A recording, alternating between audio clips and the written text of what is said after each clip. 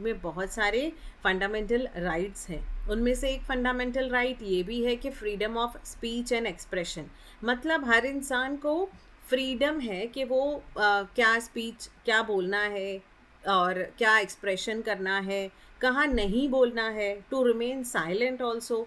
तो उस चीज़ का भी फ्रीडम है हमारे पास। तो क्वेश्चन ये है कि does it include freedom of press also. तो फ्रीडम ऑफ प्रेस मतलब क्या हमारे संविधान हमें ये भी अनुमति या आज्ञा देता है कि हम लोग जो भी चाहे वो न्यूज़पेपर में, प्रेस मतलब न्यूज़पेपर में पब्लिश कर सकते हैं। हमारे पास ये फ्रीडम है क्या? क्योंकि फ्रीडम ऑफ स्पीच सिर्फ बोलने से नहीं होता, लिखना भी फ्रीडम ऑफ राइटिंग मतलब फ्रीडम ऑफ प्रेस वो भी उसमें इंक्लूडेड होता है। क्योंकि आप अपनी स्पीच को लोगों तक पहुंचाओगे तो हमेशा आप रेडियो पे, टेलीविज़न पे, यूट्यूब पे, व्हाट्सएप पे, फेसबुक पे मुंह से नहीं बोलोगे, कभी कभी आप लिखोगे भी, because it includes expression also. तो फ्रीडम ऑफ प्रेस भी उसी में ही इंक्लूडेड है। तो freedom of speech and expression also includes freedom of press. तो ये तो आंसर हुआ वन लाइनर आंसर, बट हमें डिटेल में इसे समझना है कि freedom of speech and expression actually में क्या है, फिर फ्रीडम ऑफ प्रेस जो है उसमें क्या क्या चीज़ें हैं और कहाँ कहाँ रेस्ट्रिक्शंस हैं। ऐसा नहीं है कि फ्रीडम ऑफ स्पीच है तो हम लोग कुछ भी बोलेंगे, किसी के लिए कहीं भी कुछ भी करेंगे। हमें भी बहुत सारी चीज़ें हैं जिसको समझ के चलना है। मतलब जहाँ पे सोवेरेनिटी, कंट्री का सोवेरेनिटी जो है वो डिस्टर्ब नहीं हो रहा है, किसी का डिफेमेशन नहीं हो रहा है, वहाँ तक का फ्रीडम ऑफ स्पीच है।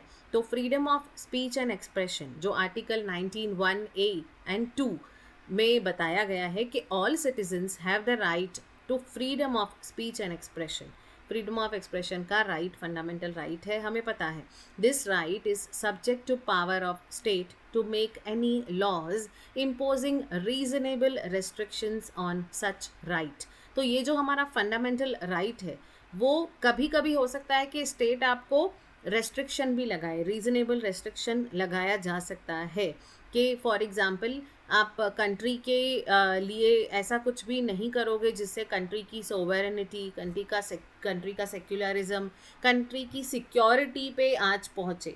मतलब कहीं भी जहाँ पे फ्रीडम ऑफ स्पीच है बट इंटरेस्ट में रखना है बहुत सारी चीज़ों को, रेस्ट्रिक्शंस हैं कुछ जिसके हिसाब से हमको फ्रीडम ऑफ स्पीच है। फ्रीडम ऑफ स्पीच है इसका मतलब ये नहीं कि हम किसी को भी डिफेम करेंगे, किसी के बारे में भी कुछ भी गलत बोलेंगे। तो दीज ऑल जो फ्रीडम है, जो राइट्स हैं, फंडामेंटल राइट्स हैं, तो फंडामेंटल राइट्स भी हमेशा कुछ ना कुछ रेस्ट्रिक्शंस के साथ आते हैं।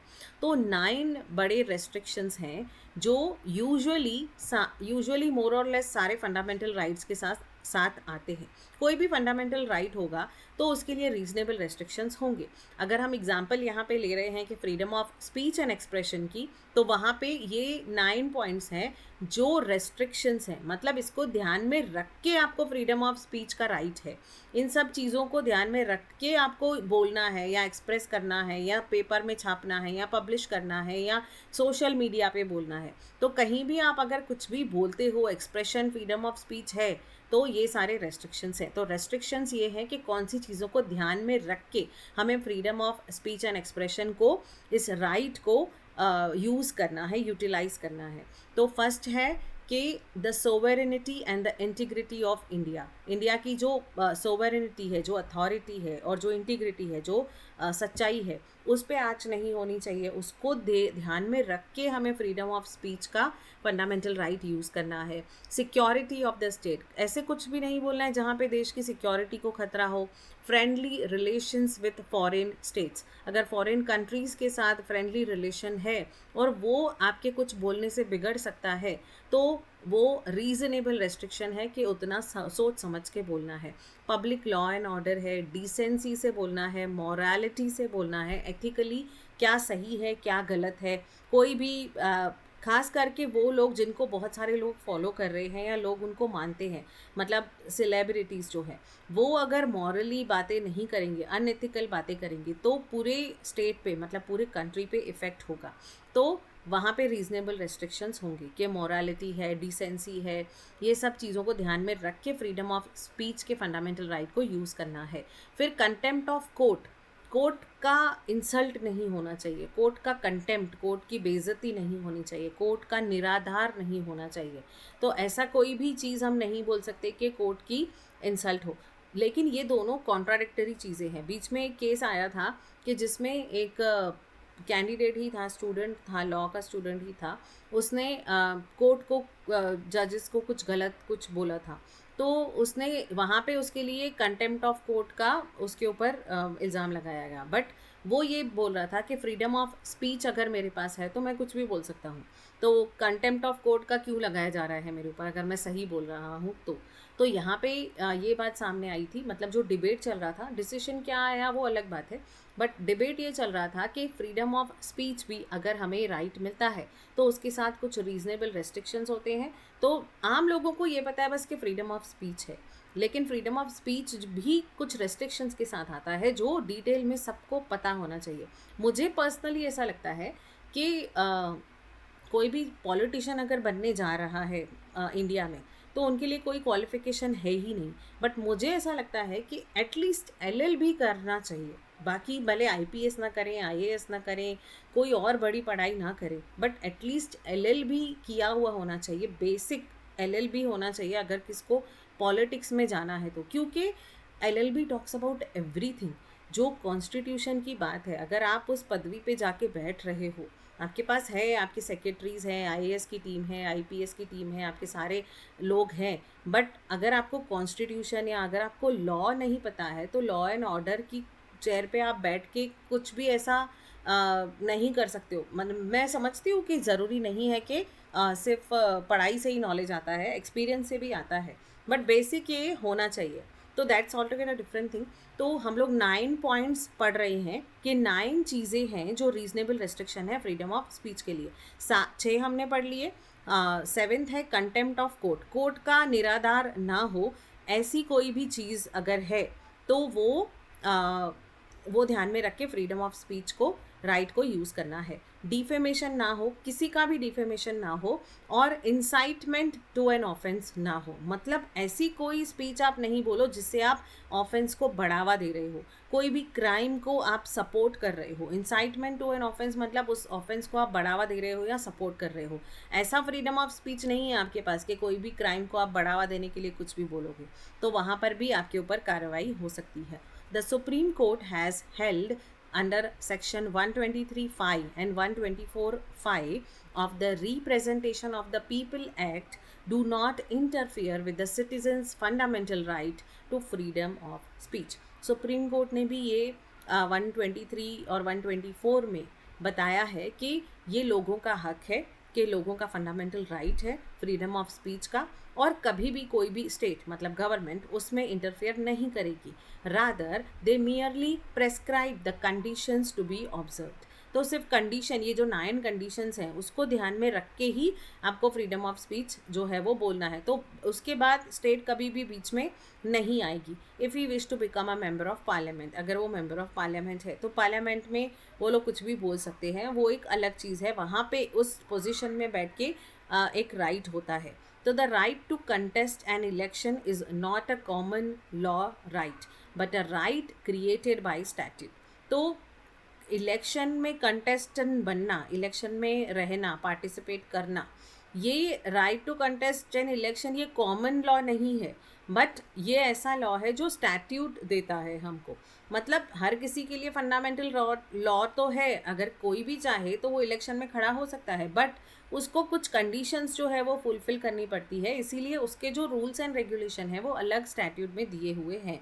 तो to be exercised according to the condition prescribed by such a statute. If such person wishes to execute and exercise his rights of freedom of speech, he can exercise that right and not stand as a candidate for parliament. तो अगर किसी को freedom of speech है, उसको करना है, उसको अपना जो ये राइट है एक्सरसाइज करना है, फ्रीडम ऑफ स्पीच का अपने राइट्स एक्सरसाइज करने हैं, तो और उसे ज़रूरी नहीं है कि वो पार्लियामेंट का कैंडिडेट हो तो ही। देखिए जनरली कैसा होता है कि पार्लियामेंट जो कैंडिडेट्स होते हैं, जो पार्लियामेंट में बैठे होते हैं उस टाइम पे सेशन में, तब उनको अलाउड होता है कि वो किसी का इंसल्ट भी कर लेते हैं, कुछ भी बोलते हैं वो, तो वहाँ पे वो अलाउड है। तो किसी भी इंसान के पास अपनी खुद की चॉइस है कि वो पार्लियामेंट का कैंडिडेट ना हो के अगर उसको फ्रीडम ऑफ स्पीच का राइट एक्सरसाइज करना है तो उसको वो जो 9 कंडीशंस है वो फॉलो करके ही करना है। ये जमुना प्रसाद वर्सेस लच्छी राम वाले केस में जो ऑल इंडिया रिपोर्टर के रिपोर्ट में पब्लिश हुआ था, 1954 का केस है, सुप्रीम कोर्ट में जजमेंट आया था, पेज नंबर 686 है जो जिस रिपोर्ट में पब्लिश हुआ है। तो इसमें केस में यही बताया था कि उसे फिर पार्लियामेंट का कैंडिडेट अगर नहीं उसे he don't want to stand as a candidate for a parliament, he can exercise that right, उसकी मर्जी है वो नहीं करे। लेकिन अगर उसे फ्रीडम ऑफ स्पीच को एक्सरसाइज करना है, फंडामेंटल राइट को, तो उसको वो जो 9 कंडीशंस है उसको ध्यान में रख के ही करना है। In an interesting case before the supreme court, the question arouse whether an advertisement designed to promote the sale of certain medicine was covered by the guarantee of freedom of speech and expression. Answering the question in a negative, generally क्या होता है कि hospitals जो होते हैं उनको अपनी advertisement नहीं करनी है। तो ये एक कायदा है, लॉ है कि हॉस्पिटलों को अपनी एडवर्टाइजमेंट नहीं करनी है कि यहाँ पे ये सस्ता हो रहा है, यहाँ पे ये हो रहा है। तो उन लोग थोड़ा अलग तरीके से एडवर्टाइज़ करते हैं तो हैं ही सब लोग, बट अलग तरीके से करते हैं क्योंकि हॉस्पिटल जो चीज़ है वो ऐसी चीज़ है जो नेसेसिटी चीज़ है। वहाँ पे ऐसा नहीं है कि उसको बिजनेस बना के नहीं रखना है, वो सर्विस इंडस्ट्री है।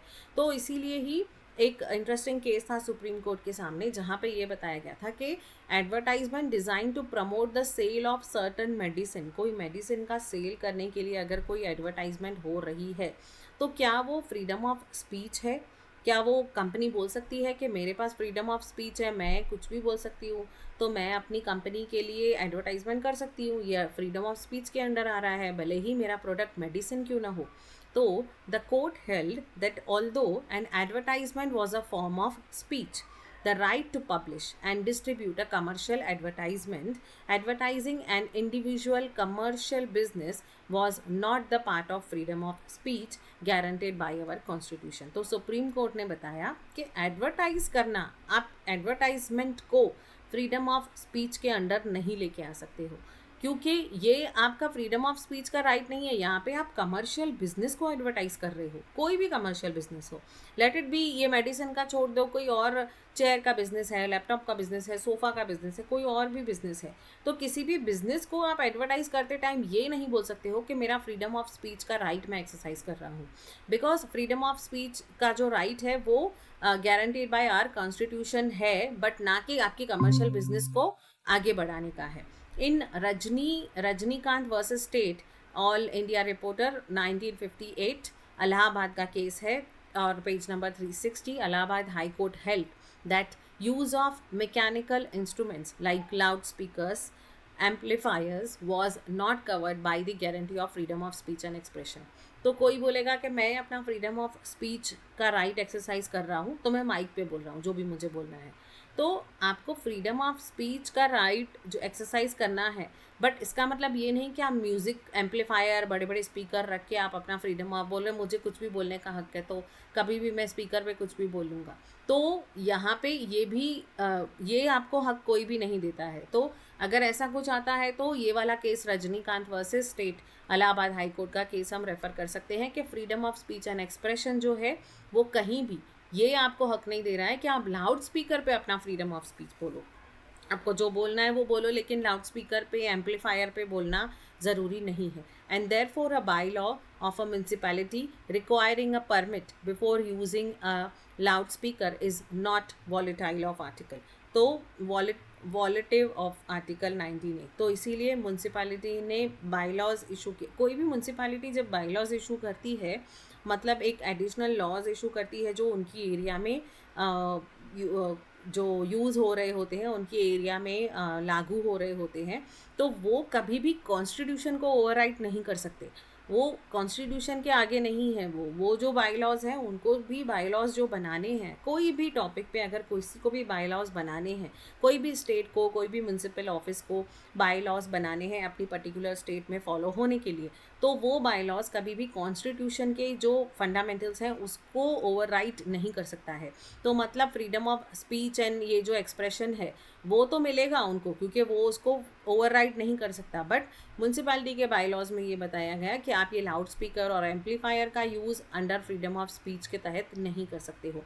On this point the view of the Gujarat high court is that since there is a fundamental right to freedom of speech and expression, that right extends to mechanical devices also, but since such devices are likely to cause disturbance. लेकिन Gujarat high court का इसी मुद्दे पे कहना ये था कि freedom of speech and expression जो है वो आपको मैकेनिकल डिवाइस यूज़ करने का भी हक दे रहा है. मतलब आप भले स्पीकर पे बोलो, एम्पलीफायर पे बोलो, अनाउंस करो, जो भी करो, बट लोगों को डिस्टर्ब नहीं होना चाहिए, न्यूसेंस नहीं होना चाहिए. हाँ, अगर आप परमिशन लेके किसी एरिया में आप कुछ भाषण दे रहे हो under freedom of speech, obviously आपको ज़रूरत पड़ेगी माइक की, स्पीकर की, वरना आपकी आवाज़ उन लोगों तक पहुँचेगी ही नहीं. तो फ्रीडम ऑफ स्पीच का मतलब क्या अगर आपकी आवाज़ उन लोगों तक पहुँच ही नहीं रही है. तो गुजरात हाई कोर्ट ने अच्छा डिसीजन दिया कि आप कर सकते हो use of mechanical devices, amplifier, speakers, mic, ये सब आप यूज़ कर सकते हो, बट वहाँ तक जहाँ पर आप डिस्टर्ब ना करो, न्यूसेंस ना हो और रीजनेबल रेस्ट्रिक्शंस हो उन डिवाइसेस का. मतलब परमिशन लेके आप करो, कि ऐसा नहीं हो कि रात को 11 के बाद आप माइक और स्पीकर्स लेके बैठे हो. तो वो रीजनेबल रेस्ट्रिक्शंस के साथ इस राइट को एक्सरसाइज किया जा सकता है with the use of mic and amplifiers also. Therefore the requirement of a permit would be a reasonable restrictions. तो उनको परमिट लेनी पड़ेगी. As regards the restriction that can be placed on this right, two condition have to be satisfied. If such a restriction is to be held constitutional. लेकिन ये जो restriction है वो constitutional है या नहीं है. तो कॉन्स्टिट्यूशन तो ऑब्वियसली कहता है कि आपको डिसेंसी से करना है, आपको मोरालिटी से करना है, तो वो कंडीशन तो कॉन्स्टिट्यूशन वैसे भी दे रहा है. लेकिन ये है कि इसको सिंप्लीफाई नहीं किया गया है, प्रॉपर इंटरप्रिटेट नहीं किया गया है. तो इसीलिए जहाँ पे प्रॉपर इंटरप्रिटेशन नहीं होता है तो हम ऐसे बहुत सारे केस लॉस होते हैं उनका रेफरेंस लेके, जो प्रेसिडेंट्स हैं उनका रेफरेंस लेके हम उस चीज़ को डिटेल में समझने की कोशिश करते हैं. First of all it must be reasonable and this is said about is for the courts to decide. However, the courts have no power to decide whether the legislation itself is reasonable. What they have to see is whether the restriction is reasonable. तो court को इतना ही देखना है कि restriction जो है वो reasonable है या नहीं है. वन सेक.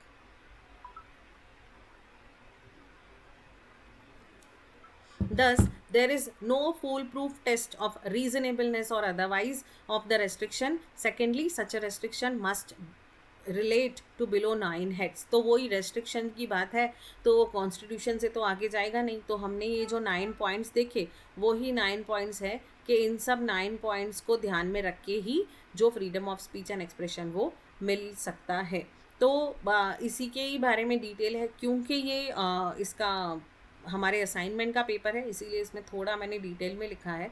तो प्रिसाइजली समझने की बात है कि रीजनेबल रेस्ट्रिक्शंस जो है उसके हिसाब से हमको जो हमारा फंडामेंटल राइट है उसको हम एक्सरसाइज कर सकते हैं. ये इस राइट की बात नहीं है, इंडिया के कोई भी अगर फंडामेंटल राइट की बात हो, सारे rights comes with a reasonable restrictions. अब freedom of speech and expression in India guaranteed under article 19(1)(a and the fundamental right is not absolute. जो फंडामेंटल राइट है वो एब्सोल्यूट नहीं है. क्यों एब्सोल्यूट नहीं है? क्योंकि वो कुछ रीजनेबल रेस्ट्रिक्शंस के साथ आ रहा है. एब्सोल्यूट क्या होता है कि एब्सोल्यूटली वैसे का वैसा ही एप्लीकेबल होगा, कुछ भी हो जाने दो. तो यहाँ पे वैसा नहीं है, एब्सोल्यूट नहीं है वो, क्योंकि उसके साथ रीजनेबल रेस्ट्रिक्शंस हैं. कुछ रेस्ट्रिक्शंस को फॉलो करके ही आप फ्रीडम ऑफ स्पीच के राइट को एक्सरसाइज कर सकते हो. तो सिटीज़न ऑफ इंडिया जो भी सिटीजन्स हैं इंडिया के, उन सबको एप्लीकेबल है ये freedom of speech and expression. कोई फॉरेन वाला बंदा आके फ्रीडम ऑफ एक्सप्रेशन का राइट एक्सरसाइज नहीं कर सकता, क्योंकि वो इंडियन सिटीजन्स के लिए ही एप्लीकेबल है. Constitution of India is for the people of India, by the people of India. तो मीडियम ऑफ एक्सप्रेशन क्या हो सकता है? जो हम freedom of speech and expression की बात कर रहे हैं वो स्पीच हो सकती है, राइटिंग हो सकता है, गेस्चर्स इशारा हो सकता है, साइन हो सकती है, एंड आर्टिस्टिक क्रिएशन हो सकता है, जैसे कि फिल्म है, फोटोग्राफ है, स्पोर्ट्स है. तो आर्टिस्टिक क्रिएशन भी एक तरह का फ्रीडम ऑफ स्पीच है. मतलब अगर किसी को मूवी बनानी है किसी कोई मुद्दे पे, तो उसको freedom of speech and expression के अंडर उसको राइट है कि वो किसी भी मुद्दे पे मूवी बना सकता है with that 9 reasonable restrictions keeping in mind.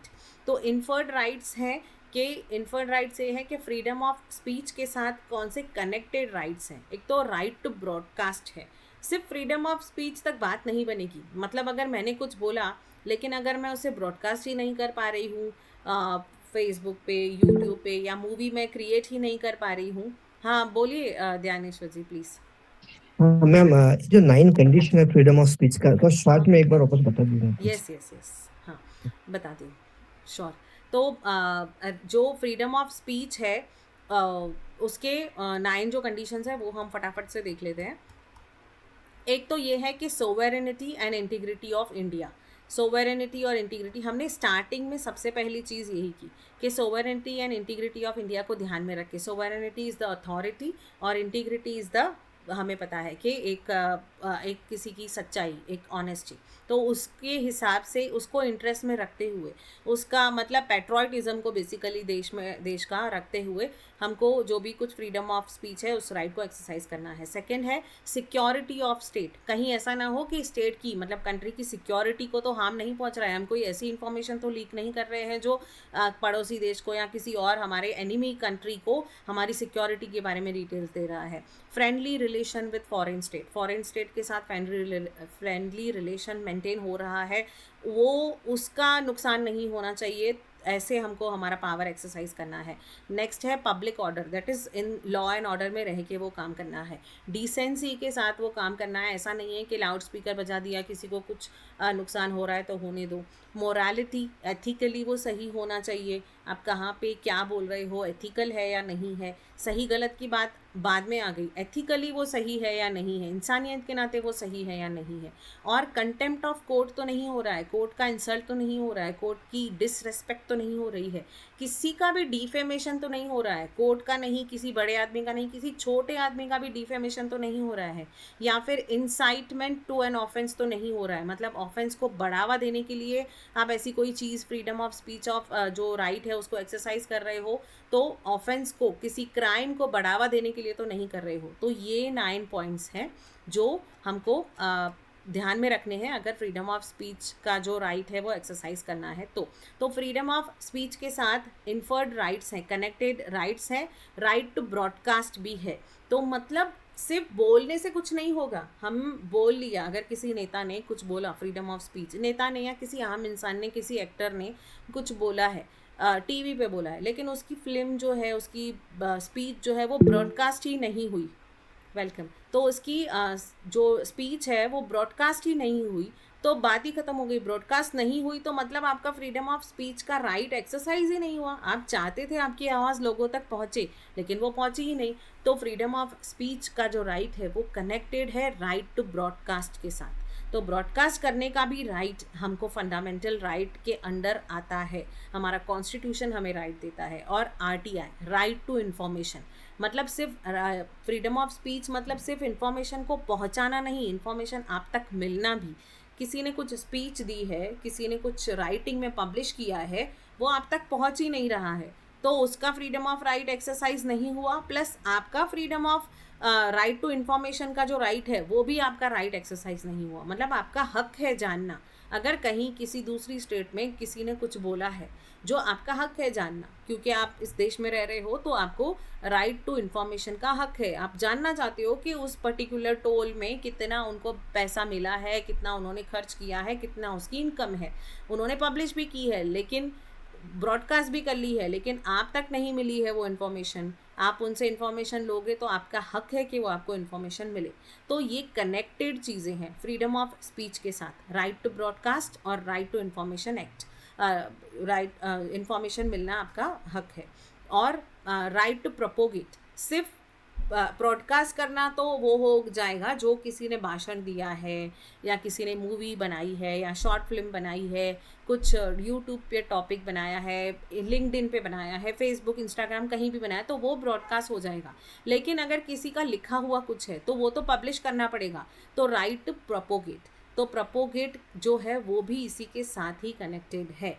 मतलब फ्रीडम ऑफ स्पीच और फ्रीडम ऑफ एक्सप्रेशन की जब हम बात करते हैं तो वो ना सिर्फ बोलने और एक्सप्रेशन से सीमित है, वो उसमें इंक्लूडेड है ब्रॉडकास्टिंग भी, क्योंकि आपकी आवाज़ पहुंचनी भी चाहिए और आपको इन्फॉर्मेशन मिलनी भी चाहिए। तो राइट टू इन्फॉर्मेशन भी, और राइट टू प्रोपोगेट भी, आप उस चीज़ को प्रोपोगेट कर सकते हो, उसको पब्लिश कर सकते हो, उसको फैला सकते हो। इसीलिए इसके साथ इंक्लूडेड है फ्रीडम ऑफ प्रेस भी।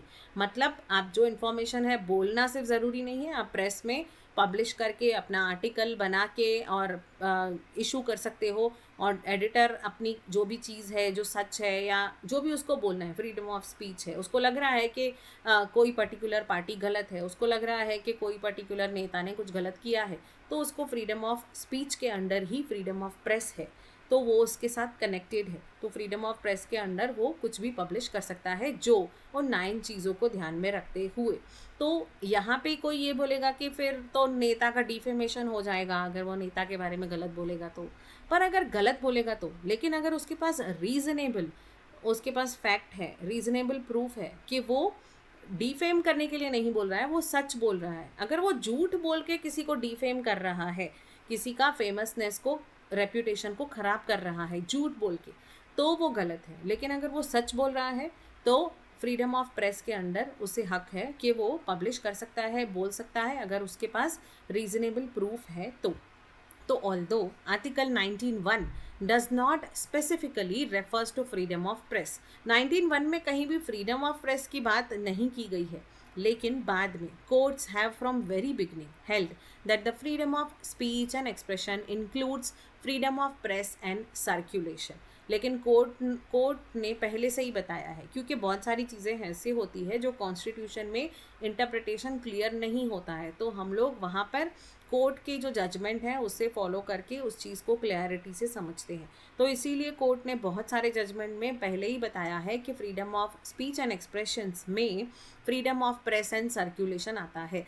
मतलब आप प्रेस में पब्लिश भी कर सकते हो और उसे सर्कुलेट भी कर सकते हो। कोई मैगज़ीन है, कोई बुक है, कोई प्रेस है, कोई न्यूज़पेपर है, कोई आर्टिकल है, उसमें पब्लिश करने के बाद आप उसे सर्कुलेट भी कर सकते हो। And therefore available to the same extent as observed by the Supreme Court, there can be no doubt that freedom of speech and expression includes freedom of propagation of ideas। मतलब आप अपनी ideas को लोगों तक पहुंचा सकते हो, propagate कर सकते हो, and that freedom is ensured by the freedom of circulation and is therefore available to same extent। तो वो उसी एक्सटेंट तक अवेलेबल है। मतलब freedom of press and expression भी, freedom of press and circulation भी फ्रीडम ऑफ एक्सप्रेशन और freedom of speech की तरह वो रेस्ट्रिक्शंस उस पर भी लागू होंगे, बिकॉज वो उसके अंडर ही आ रहा है। आप जो ये फ्रीडम ऑफ प्रेस का राइट एक्सरसाइज कर रहे हो, that comes under, that is part of freedom of speech and expression. तो freedom of speech and expression में जो भी रेस्ट्रिक्शंस हैं, रीज़नेबल रेस्ट्रिक्शंस हैं, वो सारे रेस्ट्रिक्शंस इसके लिए फॉलो होंगे, कंटिन्यू होंगे। और इसके बारे में यही सब डिटेल लिखा है कि कमर्शियल एग्जीबिशन ऑफ फिल्म्स जो है, कमर्शियल एग्जीबिशन ऑफ फिल्म जो है बेसिकली वो फंडामेंटल राइट नहीं है under article 19। Such a right can not be compared with circulation और डिस्ट्रीब्यूशन ऑफ न्यूज़पेपर। तो अगर कोई कमर्शियल बेसिस पे कोई मूवी अपनी चला रहा है तो वहाँ पे उसको न्यूज़पेपर के सर्कुलेशन के साथ कंपेयर नहीं किया जा सकता है। Freedom of speech and expression does not cover the right to exhibit films by video parlour. तो अगर वो लोग कमर्शियल बेसिस पे कोई मूवीज़ चला रहे हैं, कुछ कर रहे हैं, तो वो ये freedom of speech and expression के अंडर नहीं आएगा।